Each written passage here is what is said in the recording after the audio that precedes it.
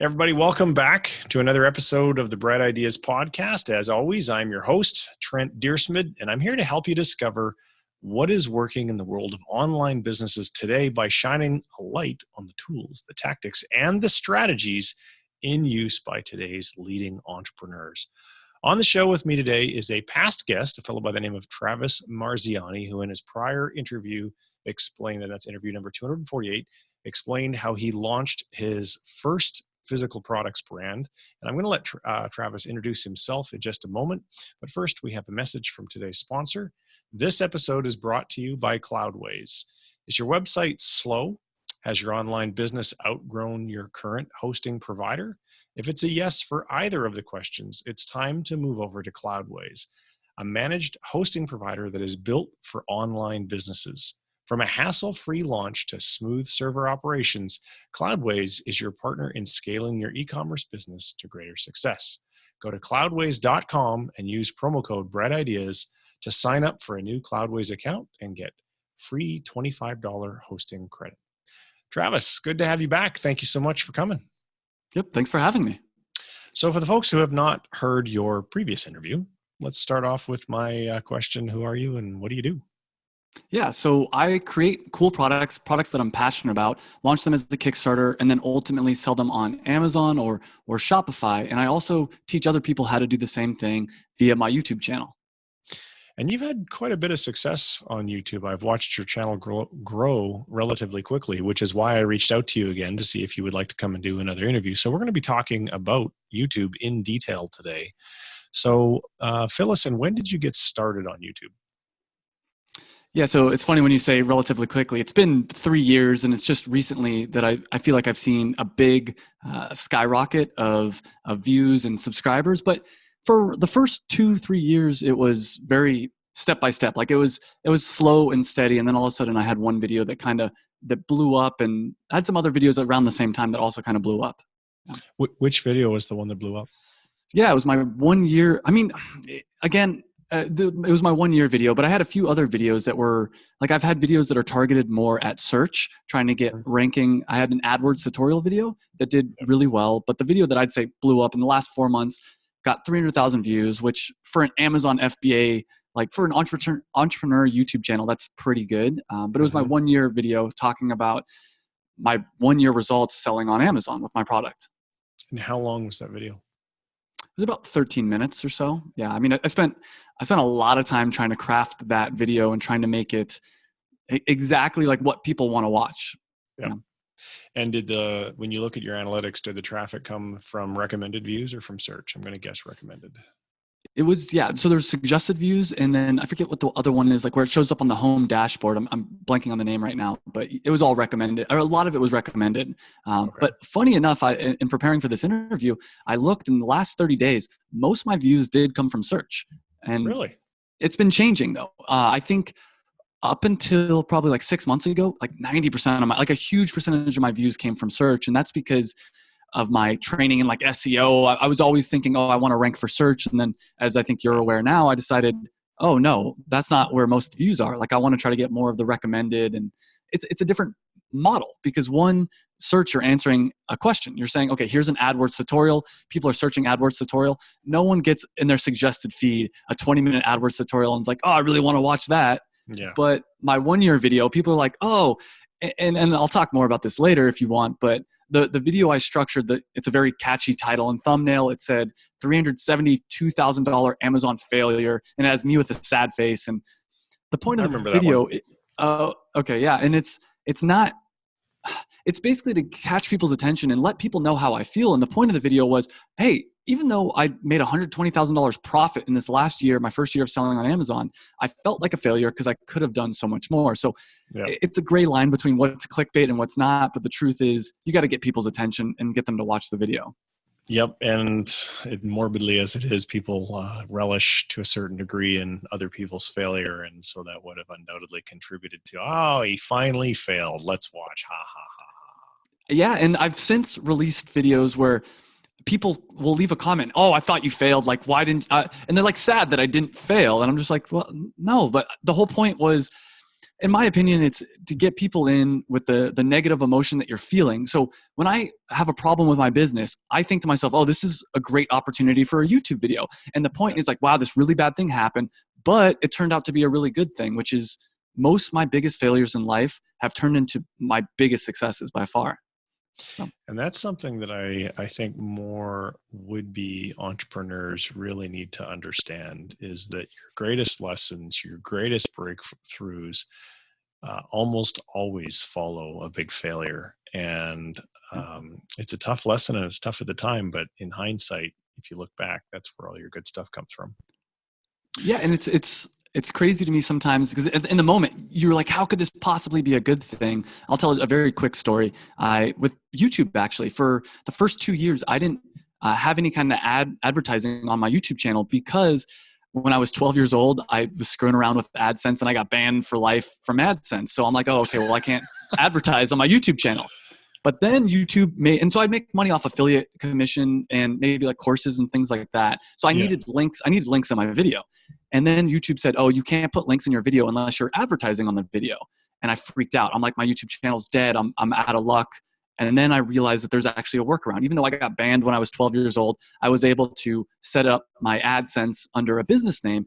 And last month I made $10,000 with ad revenue. And if I never would have went through that feeling of, oh my God, my YouTube channel's dead because of this new rule, I never would have gone through the struggle of figuring out how to actually put up ads. And it's like, oh, I've made tens of thousands of dollars from this thing that felt like a bad thing at the time.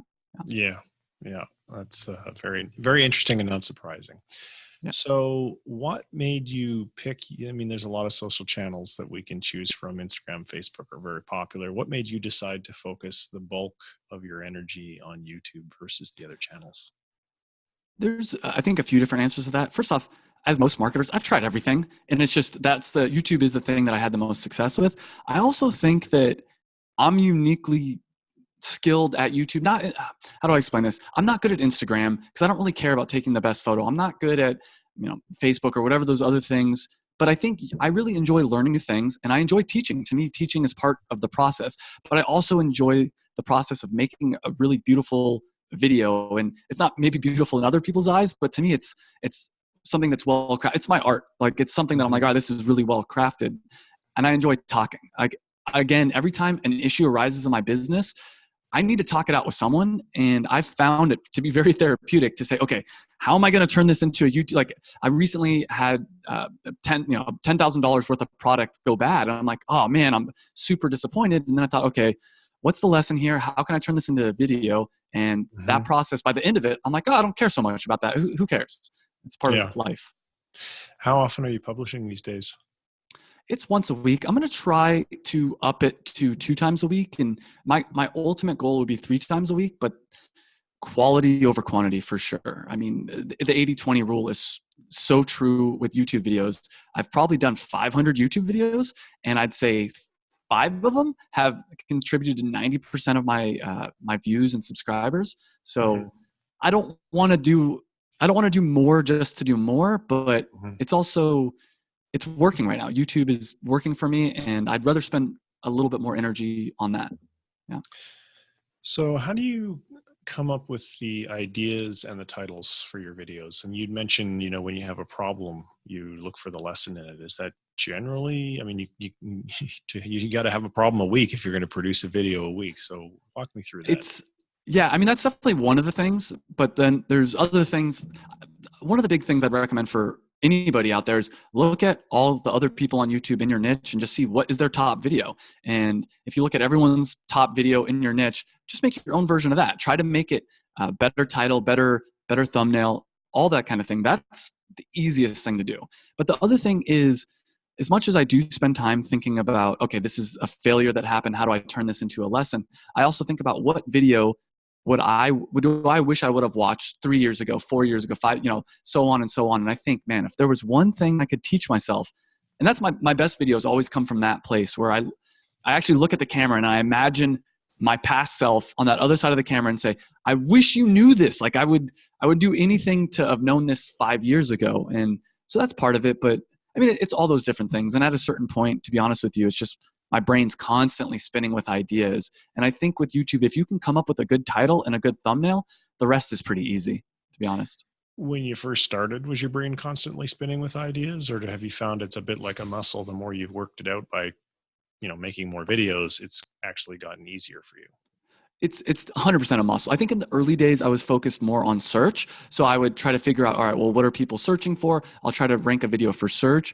But then over time, it's become, oh, I see that. Like, for instance, we've talked about people love watching other people's failures. And if you can make a video and turn it into a positive, like I'm not a big fan of spreading negativity, but I need people to click on the video as well. So I think I've learned it's definitely a muscle. Like I've worked on it over time. In the early days, it was much more about trying to rank for search type stuff. Okay. So I'm very curious about your video production process. So let's say when I want to walk through this in some detail. So let's say you've got an idea. So talk to me about a video that maybe you haven't published yet. What's an idea for one that you're planning on? So this is a perfect one because I'm obsessed with this right now, and it's my 2-year video. And I expect this video to do really well because my 1-year video did well. And so one of the first things I do, if it's a video that I've already made a similar video about, or even if I haven't, I'll look at my old videos and watch the audience retention. And that's a muscle. Like I've watched maybe 100 videos and you can see the audience retention for anyone listening that doesn't know is you can see as people drop off at the video. So it starts at 100% of people are watching it. Maybe a minute into the video, only 80% of people are watching it.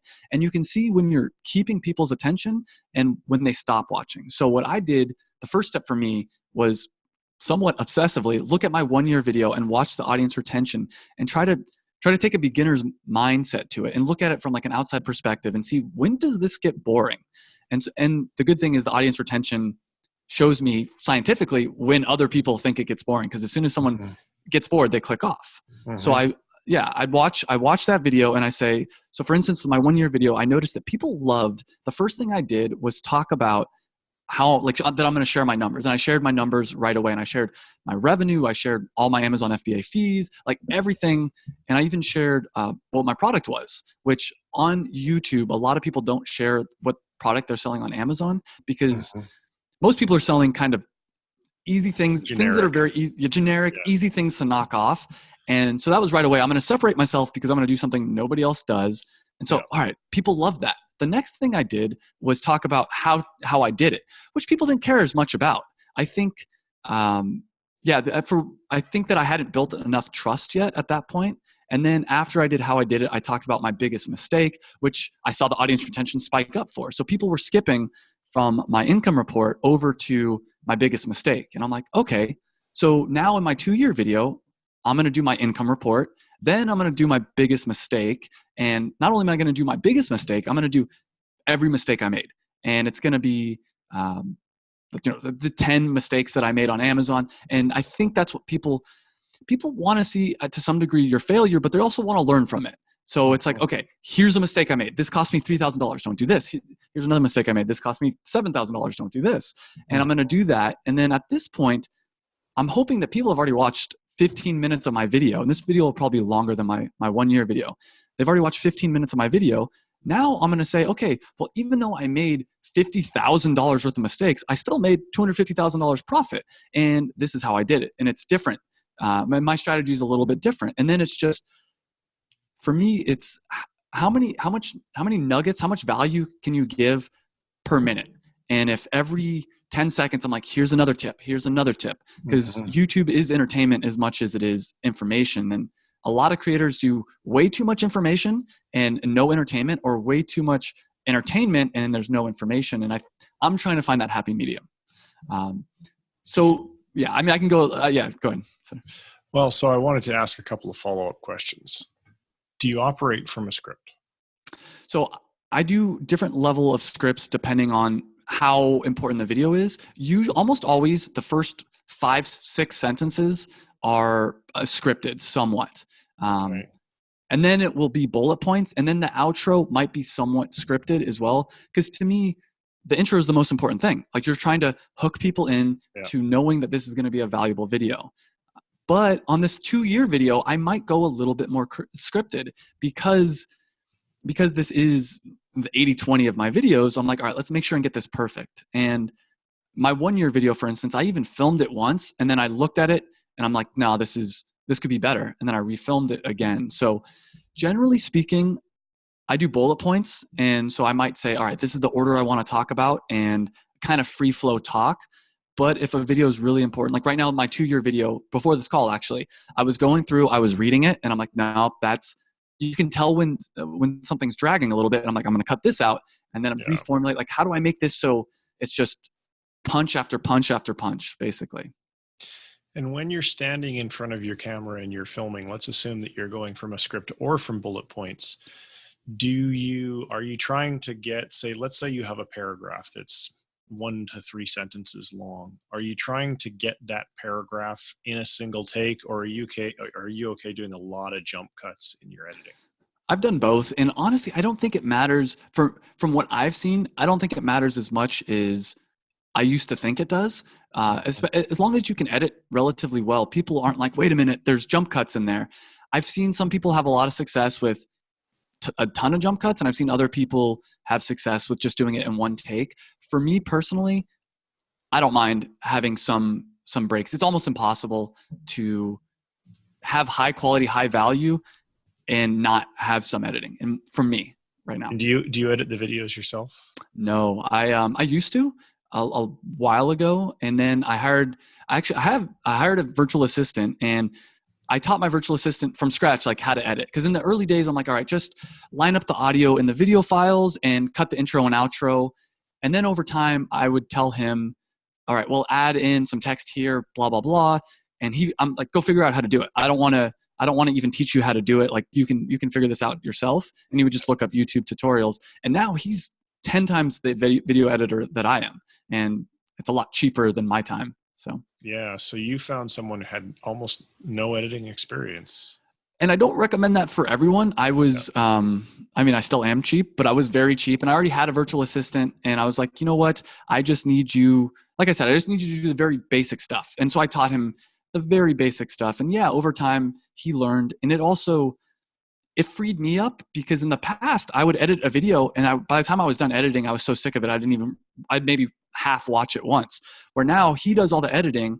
I'll watch the video and I'll say, no, change this, blah, blah. I'll just give him written out text on everything I want. He does another. I'll go through 3 or 4 iterations for pretty much every video I release, because I'll watch it all the way through and I'll notice sometimes big chunks. I'm like, you know what? This whole thing is repetitive. Let's cut it out. And I think that's really important, is cutting all the fat as much as you can. So when you're in front of the camera filming, do you just let the thing roll like in one huge big chunk, and you say, oh, so you're sending him one big massive file via Dropbox or whatever. Mm-hmm. And so how many minutes, so let's say you're shooting a 8 to 10 minute video. How many minutes long do you think the file will be that you're going to send to your editor? Recently for me, 30 minutes. And there are some videos that I do in one take, or very few takes, but it's usually about 30 minutes. Because sometimes I'll say something and I'm like, nope, that wasn't right. Like, let's go back, let's say it again. And sometimes I'll take breaks in between. A lot of times, the first few minutes are just kind of me getting into that mindset of, all right, remember, visualize my past self in front of this camera. And I've been trying to come with a lot more, it's going to sound funny, but like a lot more love, and like looking at that person and being like, I love you. And I really hope the best for you. And those are my videos that do the best, I think. It's not always like that. I have some videos that maybe come off more salesy, and I don't like that as much. I'm trying not to do that, but that's internet marketing. Like sometimes you have something you believe in and it's going to come off salesy. So you're letting the camera roll for an entire time. You're not hitting stop start. I'm assuming at certain points in the video, you're just literally talking to your editor saying, hey, for the thing I just said, I want you to do this, or I want you to do that. When you do say a piece of script correctly, how do you know? Like, do you snap your fingers, clap your hands to give him a line spike so that he knows that this is the piece to take for that section, or how is that communicated? Usually it's just whatever the last one I did. Like there are like maybe like 1% of the time I say, no, like not the last one I did, but the one before that, use that. But at this point, once I feel like it's good enough, I just go on to the next thing. And I actually want to back up really quick because in the early days, I didn't do it like this. I used to do it in one take.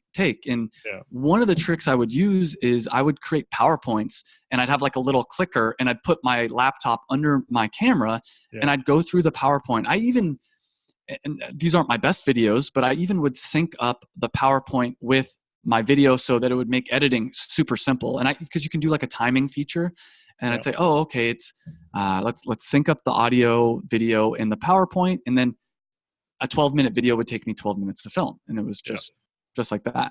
But it's not. I found it to be not as compelling to watch, basically. Yep. Okay. So when you are, how long does it take you? Do you figure from planning to scripting and bullet pointing to standing in front of the camera to your work is done? How long does that take for one video? So I guess it depends on. So sometimes I'll have an idea and I'll be mulling it over in my head for weeks, and so it depends on what do you count as time working on it. Because I was in the shower this morning and I was just spinning ideas on the video, but then it depends on how important the video is too. So I would say if I don't think the video's that important, maybe 5 hours of total time. If the more important I think it is, it's hard for me to even imagine. My girlfriend's sometimes sick of it because before bed I'll be talking about, oh, I had this idea and this idea, blah blah blah, and it's a really tough one for me to answer. But I'd say minimum currently 5 to 8 hours, because then there's also after I film it, I rewatch it, I'm thinking about the title and the thumbnail is a big thing. I think a lot of beginners don't spend enough time on. I sometimes go through 50 iterations on thumbnails. And it'll be little things. I'm like, all right, let's change the color of this. Let's move this down here. Let's blah, blah, blah. And then eventually I say that's good enough. And one other little tip for this is I've recently started posting in my YouTube community and saying, hey guys, what thumbnail do you like better? This one or this one? Because sometimes I have two thumbnails and I'm like, these are both great. And then I'll post it in the community and 90% of the people will say thumbnail number 2. And I'm like, okay, done. Like, let's just finish that. Okay. So basically the better part of a day in pre-production and production, and then even more time in editing and revisions. Yeah, I would say so. And it's funny to say it because it doesn't feel like that because I really enjoy making every part of the YouTube video. So it doesn't feel like it's that much time, but when I break it down, I guess it is a decent amount of time. Yeah. And there is the reason right there why yours truly stopped producing YouTube videos. And now the only thing I publish to my channel is recordings of my interviews because I simply don't have that much time. Yeah, that's fair enough. So where do you get your thumbnails from? Oh, I mean, I have my VA make all of them, and same kind of idea with the video editing. I will say, I'll take some pictures and I'll say, let's use this picture, cut me out, and we'll use X, Y, and Z background, put this kind of text, and then it's just lots of iterations of saying, no, that doesn't look good. And it's a muscle, just like anything else. In the early days, what I'd recommend, this is probably not a popular opinion, in the early days, I just recommend finding a good thumbnail from some other creator and copying it as much as you can. And then over time, you build up that muscle and you see, oh, this is what makes a good thumbnail. And you can see, why did my thumbnail not do as well as some other thumbnail, and all that kind of stuff. Okay. So for one of the videos that you publish these days, what's your average number of views per video? You know, it's probably close to 2,000 to 5,000 within the first week. And that's been I have 3 virtual assistants. With my virtual assistants, that was a goal we set out. I think 6 months ago, I was getting about 100 to 200 average views within the first week. And I said, all right, our goal is 2,000. And we just hit this. I told them all, I'm going to give you 1 month's worth of bonus if we can hit this number, basically 10xing my channel. And we did it. So yeah, about 2,000 to 5,000. But one interesting thing, and if anyone out there knows the answer to this, I don't know what exactly is going on, but I'd say, let's say a video of mine gets 5,000 views, 3,000 of the views within the first week will come from external traffic, specifically Google search.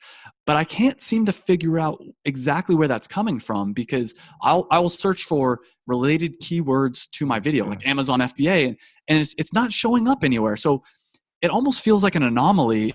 I don't know, something feels wrong with it. So I'd say if I get a video that does 5,000 views, about 3,000 of those views are kind of junk views, because the people coming from Google aren't as involved, like they're not as their watch time isn't as long as someone coming from the YouTube platform natively. So in a 2,000 view video, how many comments do you expect, and how many subscribers do you expect, and how much do you think that video would actually earn for you in commissions or and subscribers? I mean, I guess YouTube subscribers, as well as you're probably trying to build an email list off your YouTube channel, I'm guessing. So how many Sure. email Yeah. subscribers? So here's the thing. Within the first week, if I get 2,000 views on a video, I expect almost no new subscribers, almost no new email subscribers, no some money from ad revenue. Yeah. That's not where I make the money. It's 4 months later, if that video blows up. That's where I make the money. That's where I get the new subscribers. That's where everything is. So every video I put out is, I'd say 80% of the videos I put out is with the hope that it ends up catching fire and blowing up, because my current audience, they're the ones that watch it within the first week. And something I've noticed, and I'm sure you've seen this too on YouTube, is it's basically, I get a big spike within the first week and then it flatlines, and YouTube is kind of figuring out, hey, what's the click-through rate? What's all the metrics they're figuring out. And then out of nowhere, sometimes even I've had videos that a year later, they just spike. And I don't know exactly why it takes so long for for everything to be figured out, but that happened to me. One of the very first videos I made flatlined for a year. I was targeting the phrase how to start a business with no money, and I ended up ranking #1 on YouTube for how to start a business for years. Wow. And the video got about 4.3 million views at this point in time. It's, of my 33,000 subscribers, I think about 22,000 of them came from that video. And near as I can tell, what caused it to go up and become #1 eventually was a lot of thumbs up, a lot of comments, and a lot of engagement. Because while yes, I was going after that title, I didn't know anything about SEO back then. I didn't do anything black hat, nothing. I just put it out there. And then people kept watching, and they just liked the content. They just kept watching it and kept watching it and kept watching it and kept sharing it. And it's still, to this day, I get more comments on that video than any other video I produce. So one video can have a pretty profound impact. That is for sure. I would say, 'cause I've looked at a lot of the other people in my niche, and all their success for almost everyone comes down to 1 or 2 videos. And then people watch that one video, and then they watch another video, and that's how they get their raving fans. And so it's all about having that one home run video on YouTube, from what I can tell.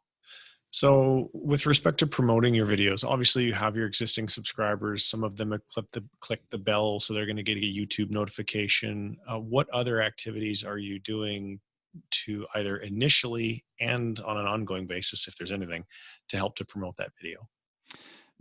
So right now, all my focus has been on making the best content I can. Basically, my thought on it is I'm trying to make a really good net.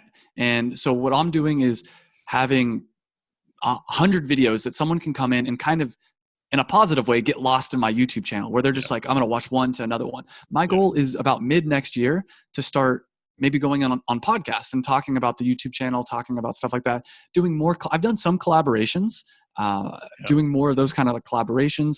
But once I release a video, to me, it's on to the next video, and it's learning from the mistakes I made in that video and trying to figure out, okay, how can I do this better? And we're coming, it's 2020. By the time this will be released, it will be 2020.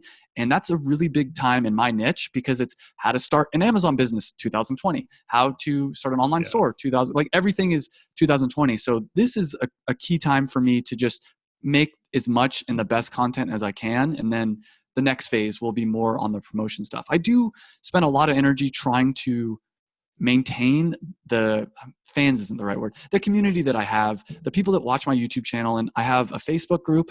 That's one thing. And then I'll add people on Facebook, and then I'll try to message them and go back and forth with them. Same thing when people join my email list. I'll try to engage them in a conversation. So it's not just, I think a lot of the mistakes that are made are people are internet marketers specifically. They want to get 100, want to get 1,000 people on their email list, and they want to send them newsletters.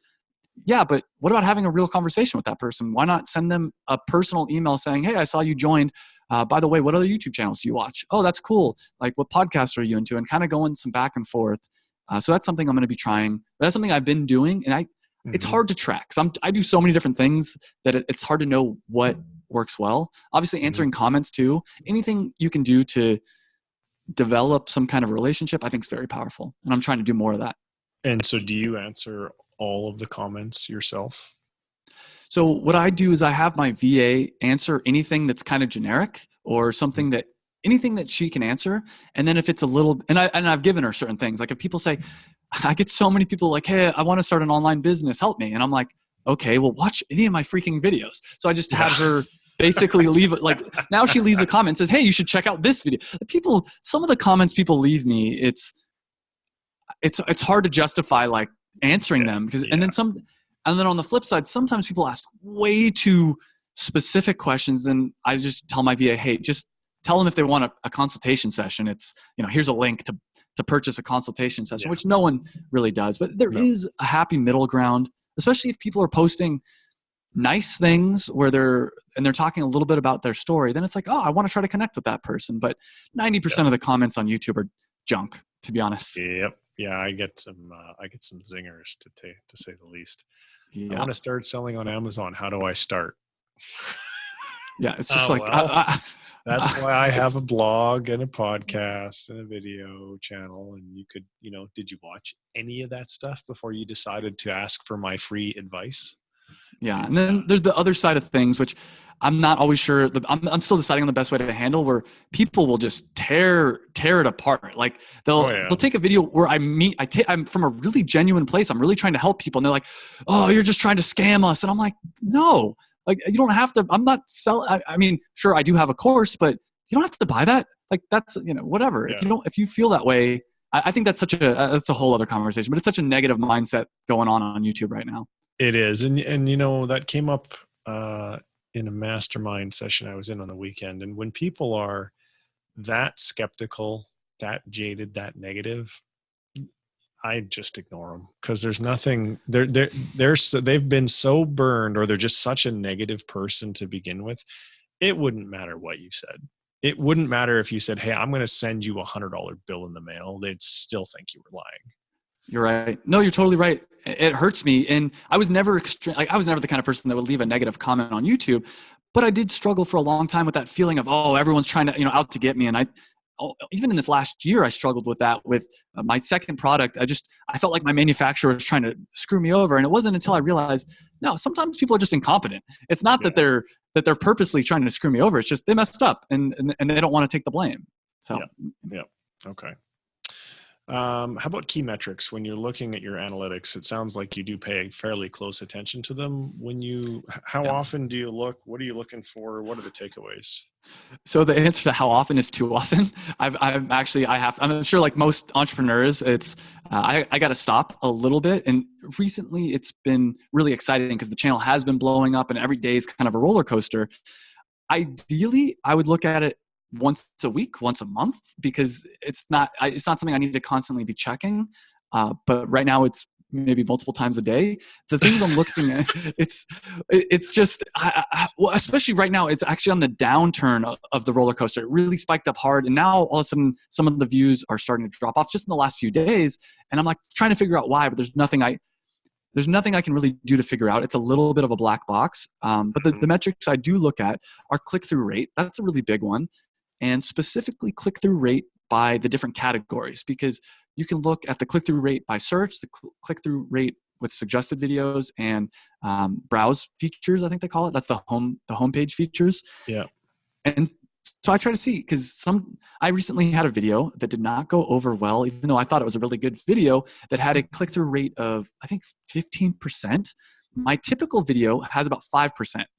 And so I'm like, okay, I did something right here, but then the video content itself, people apparently didn't like. 50% of the people loved it, 50% of the people hated it. And so that's another important thing, is the watch time.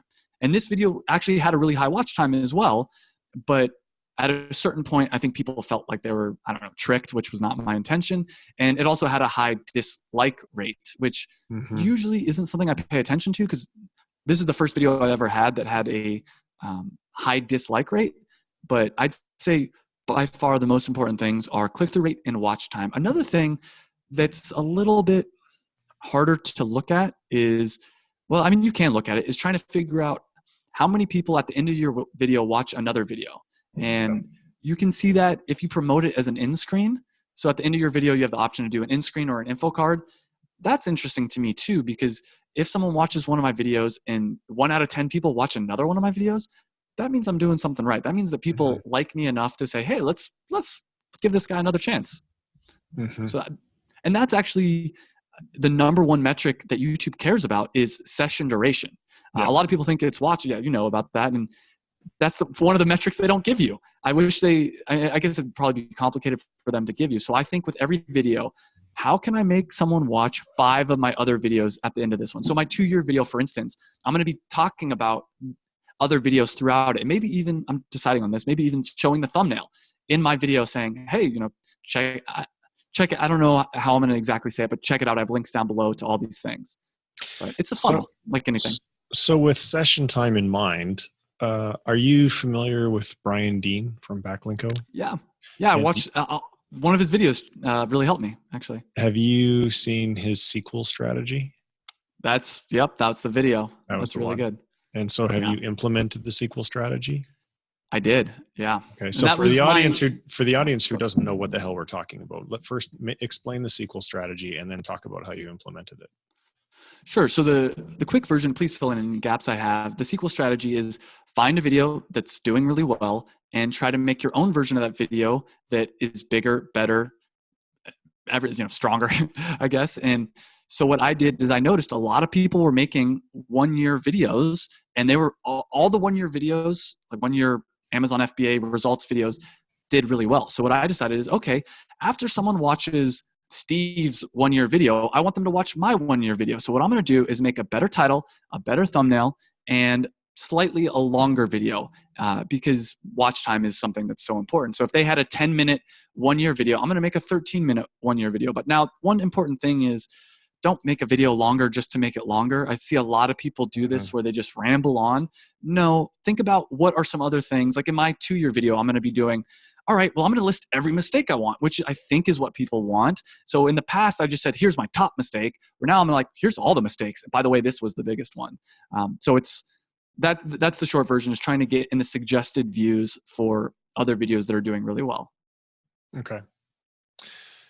Are there any other activities that you have had success with on YouTube that we haven't yet talked about? Man, I feel like we've talked about most of it. I think the community thing, I'll just reiterate again, that's a recent thing for me. I've been also posting, if you're unsure about titles, you can do a poll in your YouTube community and you can say, hey, here are the 2 different titles I'm thinking about. Click on whichever one you'd be more likely to click on if it was a video. And I think that's one of the best ways to get real data before you launch your video. So other than that, I feel like we've covered most of the things. Okay. And finally, my curiosity question, have you ever talked to a human being at YouTube? I don't know. Actually, I've been to Vid Summit and VidCon, and I think I have talked to some people there, but not too much in depth. No. Yeah. Why do you ask, actually? Well, there was so I got locked out of my channel for a period of years, and I wasn't really doing much with it, and when I realized, hey, I really should, when I say I got locked out, back when Google bought YouTube, there was a merging of usernames and so forth. And somehow I created this endless loop of not being able to recover a password. And I had moved from San Diego and my phone number changed. So I didn't have a way to recover it. So I was trying every way come Sunday to get an actual human being to interact with me so that I could regain access to my account. And it never, ever worked. Now, what I did do, somebody suggested it one day, and it was the simplest thing ever. I just phoned my old phone number, found out whoever owned it, and it took me like a week because he thought I was trying to scam him for something. And I'm like, dude, I just need you to give me the 6-digit code that YouTube is sending to you. Like, come on. And finally, he sent it to me, and I regained access to my channel. Oh, wow. Yeah. That's lucky that I don't know, do they always reassign numbers, or is there a chance no, No, they don't. It could have gone into the, the Ethernet and never ever been used, and I still wouldn't have had access. And that's the channel with the 32,000 subscribers. And because I had started a new channel and I built it up to about 2,000 subscribers, and I was thinking to myself, gosh, it would probably be really a good idea for me to put a lot of effort into getting this other channel back, because that 4 million view video, it was to do with my old brand. I wanted to change some stuff in the description. I wanted to put some links in, but I couldn't do any of that. And as luck would have it, not too long after I regained access to the channel, that video, which had been ranked #1 for years, started to slip, and now it's not even on the first page anymore. So that's crazy. Actually, there is one other thing about YouTube I do want to say is because now it does take me, let's say, 8 hours to make a video, but that's because I've turned into a little bit of a perfectionist. In the early days, I'd film 20 videos in a week, and I would even use, like I said, the PowerPoint and some of my really big videos, some of my biggest videos on my channel, I filmed in one go, and they were, so I don't think it needs to be a ton of work. The reason I'm doing this now is because I've seen that it can be successful and that I can make money from it. So I'm like, all right, let's treat this like a business, where in the past I was just like, oh, this is a fun hobby kind of thing. Yeah. And I will comment on those lightweight videos. So I used to do Whiteboard Friday, and I filmed dozens and dozens and dozens of these things where it was me basically, I'd put some points on a whiteboard. I'd stand in front of it. I'd talk my way through the points. So there was no script needed. It was all in one take. It was super, super easy. But honestly, those videos didn't do jack diddly to grow my audience loved them. When I was at conferences and I had stopped doing them, people were coming up to me, oh, come on, do more Whiteboard Friday. I love those videos. But they did nothing for me for channel growth. That's absolutely nothing. And none of them were targeting any particular phrases. So there was no SEO aspect to it whatsoever. So I had quit. I've quit YouTube a couple of times because I just never seem to get, vis-a-vis all the other things that I can do with that a day to day and a half of my time. It's just like, oh man, I don't know why I want to keep doing that. So YouTube has only worked moderately well for me. All right, let's finish up with 5 quick facts, short questions and short answers. Favorite business book that you have ever read or are reading now?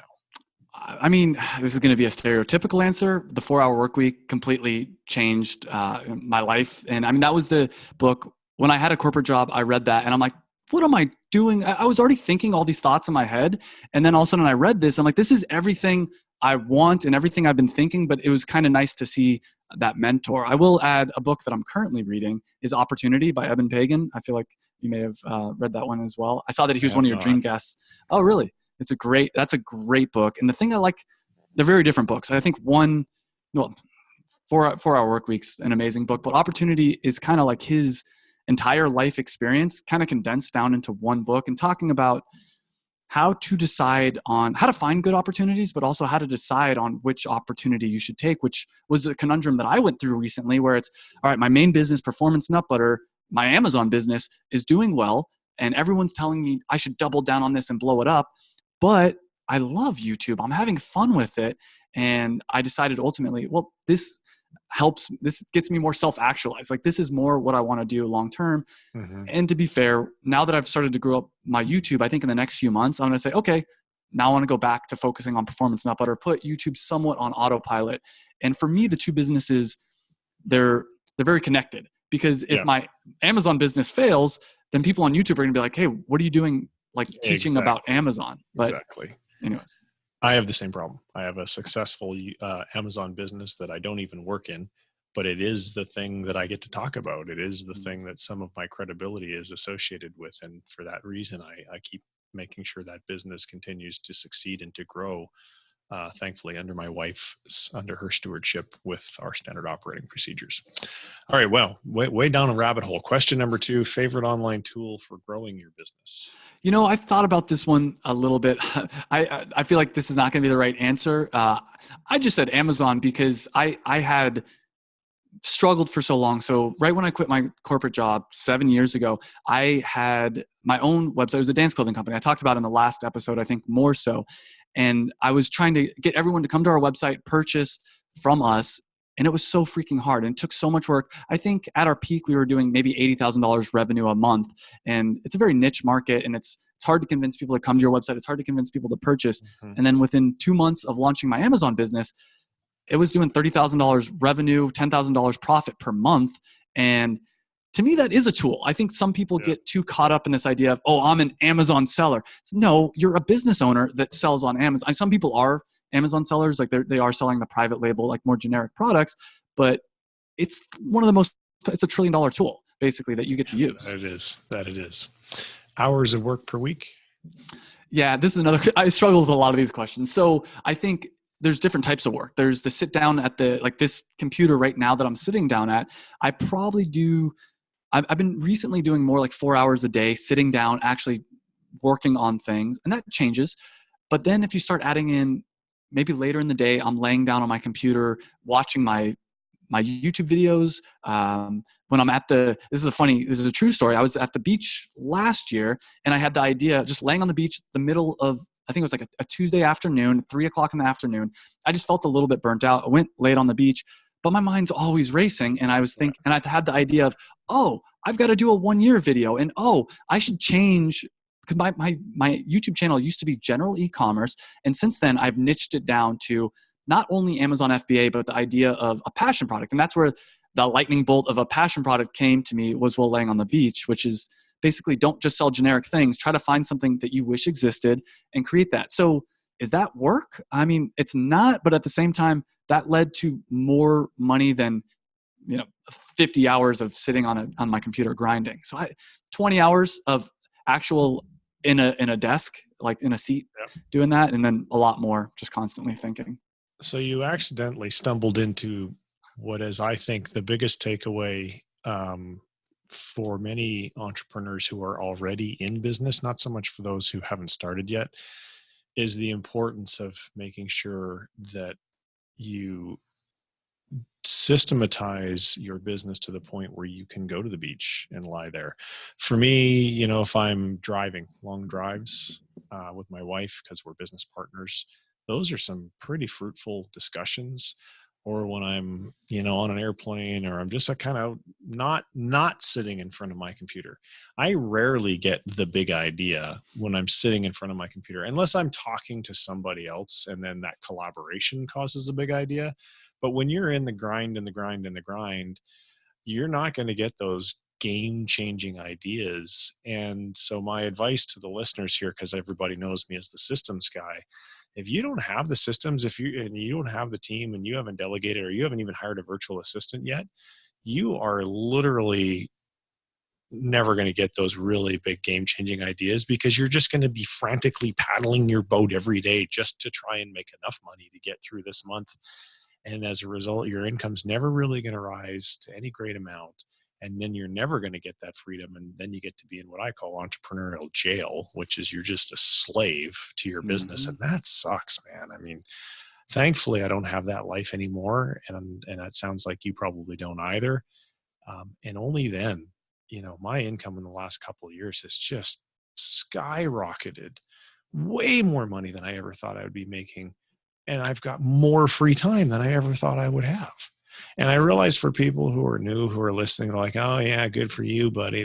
Because their world is very, very different. And we all start with rowing the boat like mad every day, which is why I'm saying this advice will fall on deaf ears for the newer folks. But if you're already in a business and you're making $60,000, $70,000, $80,000 a year, and you haven't started to delegate and hire yet, you are your own worst enemy. I'll agree with that and add on one thing. I found for myself from about 2:00 to 5:00, I'm only capable of doing what I call minimum wage work. I'm not able of doing any. And so it's like, okay, if from 2 to 5:00, I can instead just hire someone for, in the Philippines, $3 an hour, but even an American for $10 an hour, why would I do that? I'd rather go to the beach. Now, you're right, because in the early days, though, I wasn't making that much money. So for me, I'm like, I can't afford to, though I hired a virtual assistant pretty soon. It was 100% the best thing I ever did. But now I used to do, let's say, video editing from 2 to 5:00, because that's pretty repetitive. But now it's like, all right, I'll go lay on the beach. I'll pay my VA $3 an hour to do the video editing. That sounds like a great trade-off. Hell yeah. That it does. So family situation, I think you said girlfriend earlier. I don't know if we were recording that or not. So I'm assuming girlfriend, no kids. Yeah, girlfriend, no kids. Right. She lives with me now, and I actually recently taught her about how to. She actually recently quit her job. I told her how to create a passion product and sell online, and it's been really fun. Like that's been one of the coolest things. It's been really fun watching her grow and develop because she's not naturally an entrepreneur type person. We're very much yin and yang, but it's been Yeah. really interesting teaching someone that's not by nature an entrepreneur and seeing the ups and the downs. I'll leave it at that. So is she the one that I've seen in a few of your videos? Yeah. Okay. Yeah. And did she quit her job now because she's basically followed the recipe that you followed for performance nut butter, and she has a product or products that are earning enough that she's now sustaining herself? So yes, but I will put a caveat. She is not making she's coming some money out of pocket. So she's got a runway basically. Her expenses aren't a ton a month. I mean, I pay most of the rent because I make most of the money, and she was making, I don't know, let's say $2,000-$3,000 a month. I don't remember the exact number. And what we realized is, well, if you quit and for the next 6 months focused on this business, even though right now it's only making $1,000 a month and your expenses are $1,500 a month, by the end of these 6 months, I guarantee you'll be able to increase it and meet that $1,500. Oh, hell yeah. Yeah. So I'm just like, let's take a chance. And then worst case scenario, you spent, let's say $5,000 covering your expenses for those 6 months, because that's the difference.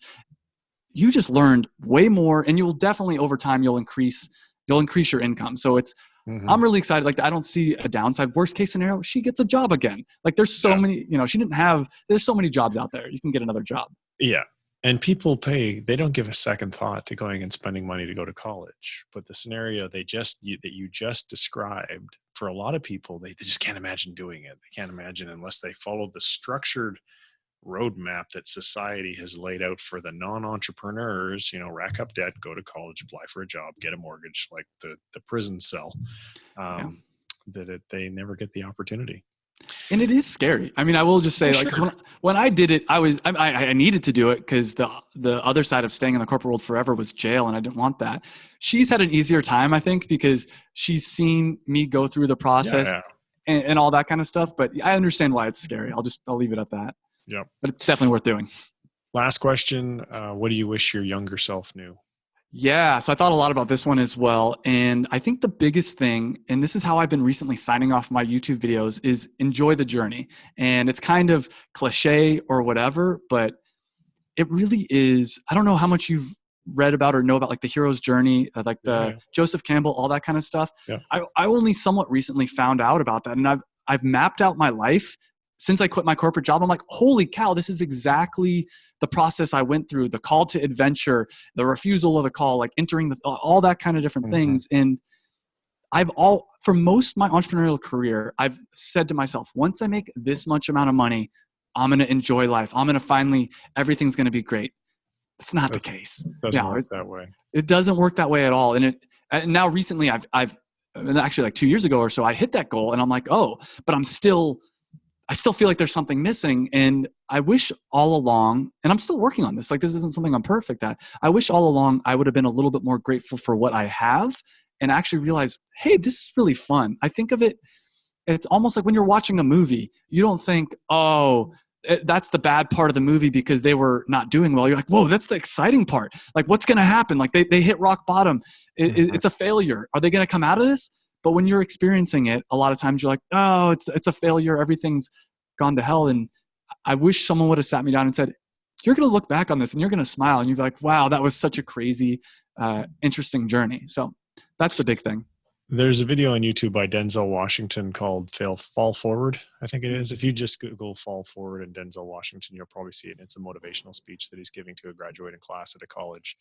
And it's a really great watch. And anyone who's still listening to Travis and I have this conversation, I highly recommend you go and check that video out, because one of the lessons is that you'll never fail if you don't ever take any risks, but you'll also never succeed. You'll just be average for your whole entire life, and at the end of your life there'll be the ghosts of these adventures and opportunities that you could have had if you had decided to step out of your comfort zone and they'll be looking down on you with their arms crossed, and they'll be saying, how come you never gave me a chance? You took the safe road all the time. You never took any risks. You were never very happy, and you never gave me a chance. So you don't want to die with any of those ghosts standing around your grave. You want to make sure that you gave them all a chance. And with that, Travis, we'll wrap it up here. Thank you so much for coming on the show again. I very much appreciate it. Be sure to send me, for people that want to get in touch with you, maybe your LinkedIn profile, and I'll include it in the show notes so that they can get in touch with you if somebody wants to form a joint venture or whatever it is they want to communicate with you for. And it's been a pleasure to have you on the show.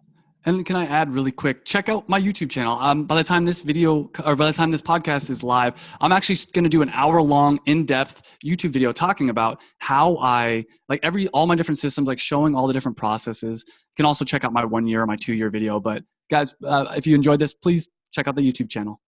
All right. And we'll have a link to that in the show notes as well. Thanks, Trent.